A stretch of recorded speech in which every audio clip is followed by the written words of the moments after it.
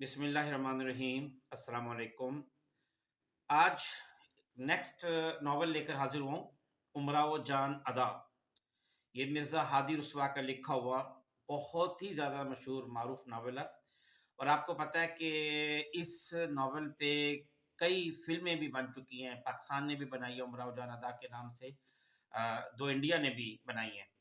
Actually Mirza Hadi रुस्वा जो है ये 1858 में लखनऊ में पैदा हुए थे और 1931 में हैदराबाद दक्कन में इनकी वफ़ात हुई। इनके नावलों में हकीकत निगारी है, क्योंकि ये सही सही जो असल बात है वही उसी को बताते हैं। औरतों के मामला तो मसाइल उन्होंने बहुत ज़्यादा डिस्कस किए हैं अपने नावलों में। जो औरतों की नफ्सियाती पेचीदगियाँ होती हैं उनको डिस्कस किए हैं, और औरतों की जो पस्त समाजी हैसियत है उसको ख़ास तौर पर ये उजागर करने में इन्होंने बड़ा अहम किरदार अदा किया। ये जो उमराव जान अदा है ये एक फ़र्ज़ी किरदार है, लेकिन मिर्ज़ा साहब ने बड़ी फ़नकारी के साथ उसे हकीकत का रंग दिया है। बिल्कुल असल का गुमान होता है। ये एक कहानी है कि फैज़ाबाद के एक ईमानदार जमादार साहब हैं। ये एक ओहदा था उस ज़माने का ना, जमादार से हमारा स्वीपर नहीं है। उन्होंने एक गुंडा था दिलावर खान, तो उसके खिलाफ उन्होंने एक सच्ची गवाही दी, जिस पर उस दिलावर खान को ना 12 साल की सज़ा हो गई। सज़ा पूरी करके रिहा होने के बाद जो दिलावर खान है, उसने जमादार साहब की 8 साल बेटी अमीरन को अगवा कर लिया। ये जो अमीरन है यही हीरोइन है इस नावल की। और उसे कुछ दिन अपने घर रखा। फिर उससे उसका एक दोस्त था पीर बख्श, उसने इसको मशवरा दिया कि इसको ना आप बेच दो। तो उन्होंने लखनऊ की एक तवायफ थी खान जानम, उनके हाथों इसको उस जमाने के 125 रुपए में बेच दिया। ये जो खानम है ये बड़ी शानदार बुढ़िया थी, जबरदस्त तरीके से अपना कोठा चलाती थी, काफी सलीका शार और बात करने का हुनर जानती थी। अमीरों की जेब से पैसे निकलवाना उसके बाएं हाथ का खेल था। खानम ने शादी भी की थी, उसका शोहर उसके घर पर ही रहता था। अमीरन को फिर वहां पे नाच गाने की तालीम देकर उमराव जान अदा बना दिया जाता है। ये जो अमीरन है अभी उमराव जान अदा बन गई, इसे शायरी और मौसीकी से गहरी दिलचस्पी थी। उसी कोठे पर खानम जान के साथ बुआ हुसैनी, बिस्मिल्लाह जान, ये जो खानम जान की बेटी थी, खुर्शीद जान, और एक मौलवी साहब रहते थे जो बिस्मिल्लाह पर बड़े आशिक थे, और उसकी वजह से ही वो वहाँ पे रह रहे थे। और जो भी वहाँ पे नई नई तवाइफ बनने आती थी उनको ये दुनिया की तालीम भी देते, उनको जो जो हुनर उनको सिखा सकते उनको वो चीज़ें सिखाते, तालीम देते थे। और वो बिस्मिल्लाह से इतना प्यार करते थे कि एक दिन, हालांकि उनकी उम्र तकरीबन 75 साल थी, कि एक दिन उन्होंने बिस्मिल्लाह ने उन्हें दरख्त पर चढ़ने को कहा, तो वो दरख्त पर भी चढ़ गए। तो यानी इतने इतने ज़बरदस्त तरीके से वो इससे प्यार करते थे बिस्मिल्लाह से, और उसकी हर बात मानते थे। ये जो बिस्मिल्लाह ने ये खानम जान की अकलौती बेटी थी, और ये तकरीबन उमराव जान अदा की यानी अमीरन की हम उम्र ही थी। रक्स बहुत अच्छा करती थी, खूबसूरत बहुत थी, और गाहक फंसाने का हुनर भी उसको बहुत ज़्यादा आता था। अच्छा, उनमें बनु डोमनी का बेटा एक गोहर मिर्ज़ा भी था, जो तवाइफ के यहाँ जो रह रहे थे ना खानम जान के, उनमें ये ग्राहकों को लेकर यही आता था। नहायत शरारती लड़का था, उमराव की हर जरूरत का ख्याल रखता, उसकी तन्हाइयों का साथी बन गया था। असल में जो बिस्मिल्लाह जान और खुर्शीद को नाचते गाते और बनाव सिंगार करते देखकर वो फिर गोहर को प्यार करने लगी, वरना उससे पहले गोहर जो भी इसके साथ शरारतें करता ये बहुत तंग होती थी, इसको बहुत गुस्सा आता था, लेकिन आहिस्ता आहिस्ता इसको उससे प्यार होने लगा। और फिर ये उसको मिस करने लगी। अगर यानी गोहर शरारत ना करते तो उसको अजीब सी बेचैनी होती थी कि मुझसे ये शरारत क्यों नहीं कर रहा।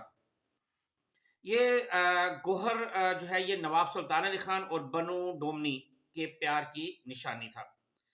नवाब साहब काफ़ी अरसा दराज तक जो है ना गोहर मिर्ज़ा के खराजात के लिए 10 रुपये माहवार भी भेजा करते थे।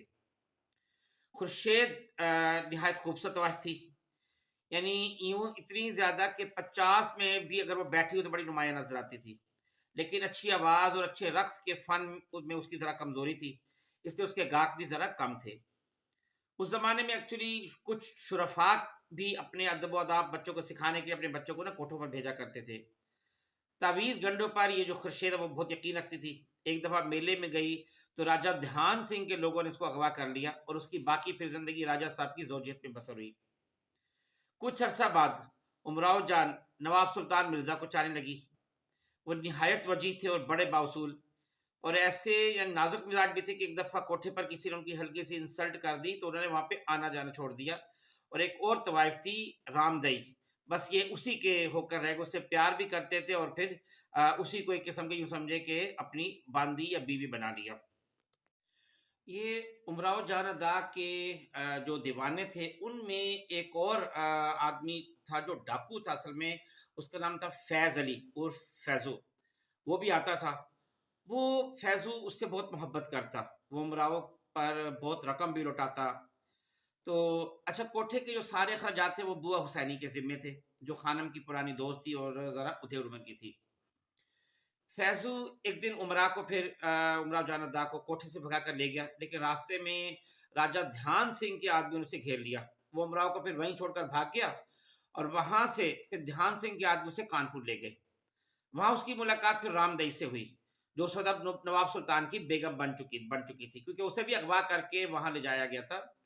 وہاں سے پھر عمرہ کو بوا حسینی اور گوہر مرزا دوبارہ لکھنؤ لے گئے۔ لکھنؤ میں جب جنگ آزادی کے دوران جو ہے عمرہ جان ادا جو ہے یہ والی اودھ تھا، ایک نواب برجیس، تو اس کی 11ویں سالگرہ میں یہ شریک تھی۔ تو جب انگریز نے سارے انقلابیوں پر قبضہ کر لیا تو امراؤ جان ادا پھر لکھنؤ چھوڑ کر فیض آباد آ گئی اور دوبارہ اس نے اپنا وہی پہلے والا بزنس یعنی کوٹھا آباد کر لیا اور بہت مشہور ہو گئی۔ اتفاقاً ایک دفعہ عمرہ کو خود اسی کے گھر مجرے کے لیے بلایا گیا۔ جب اس نے وہاں پہ املی کا درخت دیکھا جو بچپن میں یہ اس کے ساتھ کھیلتی تھی، اس درخت کے پاس اس کے سائے میں نہیں کھیلتی تھی، تو اس نے اس کو دیکھ کر اپنا گھر پہچان لیا۔ اتنی دیر میں اس کی ماں بھی آ گئی، اس کی ماں نے بھی اس کو پہچان لیا، تو دونوں نے آپس میں گلے مل کر خوب روئیں اور ظاہر اس کی کچھ نشانیاں تھیں جو ماں نے اس کو فوراً پہچان لیا۔ تو لیکن جو عمرہ کا بھائی تھا اس نے اس کو قبول نہ کیا۔ اس کے بھائی نے جب اس کو قتل کرنے کی کوشش کی تو وہ جان بچا کر دوبارہ عمرہ جان ادا لکھنؤ آ گئی۔ اچھا، اس دفعہ لکھنؤ میں کچھ عجیب ہوا کہ لکھنؤ کا ایک نواب تھا، نواب محمود علی، اس نے یہ دعویٰ کیا کہ عمرہ اس کی بیوی ہے، لیکن اس کا جو وکیل تھا اکبر علی خان، اس کی مدد سے وہ اس مصیبت سے نکلی اور پھر وہ 3 سال تک اکبر علی خان کے گھر ہی رہی، لیکن اس کے بعد پھر اسے دوبارہ اپنا بزنس یعنی کوٹھا شروع کر دیا۔ ایک دن عمرہ کچھ دوستوں کے ساتھ بخشی کے تالاب پر سیر کرنے گئی تو وہاں اس نے وہی دلاور خان کو دیکھا۔ یہ وہی دلاور خان وہی تھا جس نے اسے اغوا کیا تھا۔ تو اس نے اس کو دیکھا کہ یہ کھیت میں کام کر رہا ہے، گھاس وغیرہ کاٹ رہا تھا۔ اس نے فوراً پولیس کو بلا کر ساری حقیقت اسے بتا کے اسے گرفتار کرا دیا۔ اس پر کوئی اور کافی بھی الزامات تھے جس کی بنا پر 2 ماہ بعد اس کو پھانسی ہو گئی، اور عمراؤ نے آخر میں پھر کربلائے معلیٰ کی زیارت کی اور پھر توبہ طائب ہو کر پاک صاف زندگی بسر کرنے لگی۔ تو یہ تھا پورا ناول، اور یہاں پہ یہ ناول ختم ہو جاتا ہے، عمرہ جان ادا۔ تو اس ناول میں ظاہر ہے یہی بتایا گیا کہ طوائف کی زندگی کیا ہوتی ہے، اور ضروری نہیں ہوتا کہ جو عورت طوائف بنتی ہے وہ بری ہوتی ہے، ہو سکتا ہے وہ اغوا ہو کے آئی ہو، یقین حالات نے اس کو کیا، تو وہ لوگ بھی ہمدردی کے مستحق ہوتے ہیں، پیار کے مستحق ہوتے ہیں۔ اس لیے کہا جاتا ہے نا کہ آپ گناہ گار سے نفرت نہ کریں، گناہ سے نفرت کریں۔ بہت شکریہ، السلام علیکم ورحمۃ اللہ وبرکاتہ۔